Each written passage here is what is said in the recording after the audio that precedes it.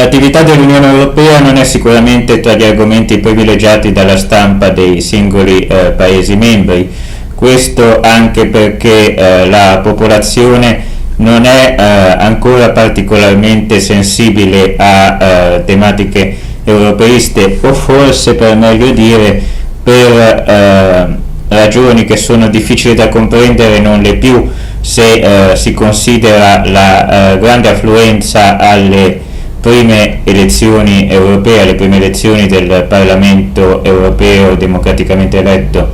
dai popoli d'Europa, e il progressivo calo del dato di affluenza a queste elezioni. Probabilmente gli europei non si rendono completamente conto del fatto che l'influenza dell'Unione e dell'attività dei suoi organi all'interno delle vite dei cittadini europei è notevole, e che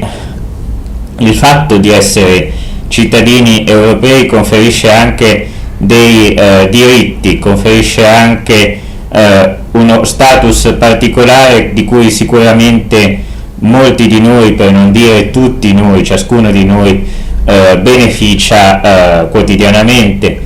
Dato più banale, poter circolare liberamente per l'Unione Europea nello spazio Schengen, a cui peraltro ha aderito anche uno Stato non comunitario come la Confederazione Elvetica, come la Svizzera, ma anche altri settori della nostra vita. Immaginiamoci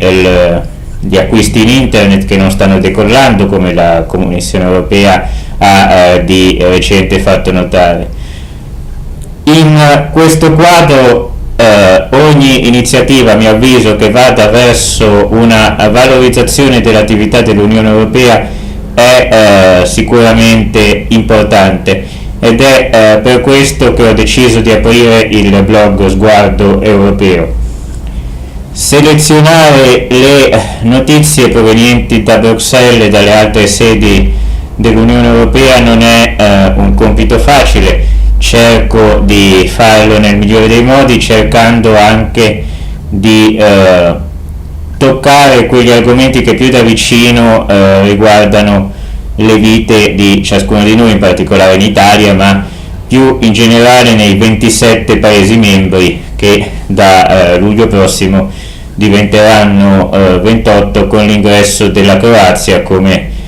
ho avuto modo di sottolineare ieri, 6 dicembre, nell'anniversario dell'inizio del cammino che porterà questo paese a unirsi all'Unione Europea.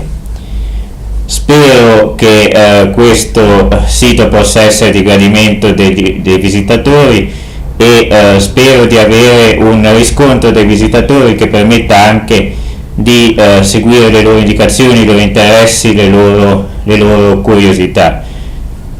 Ogni tanto vi sarà uno spazio video come questo, in cui cercherò di sintetizzare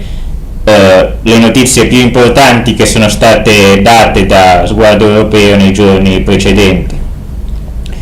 Video realizzato nella lingua italiana, che è la mia lingua, che è la lingua dei miei connazionali, ma video che avrà anche un riassunto in lingua inglese per agevolarne la fruizione anche ai fratelli europei di altre nazionalità. Spero che anche questo possa essere di vostro interesse, nel rimanere in attesa di vostri messaggi, di vostre segnalazioni, sia via Twitter a @sguardoeuropeo, sia, se volete, via mail all'indirizzo redazione@sguardoeuropeo.it, o via Facebook sulla pagina di Sguardo Europeo. Vi saluto e vi do appuntamento quotidiano sulle pagine di Sguardo Europeo, e tra qualche giorno per il prossimo video.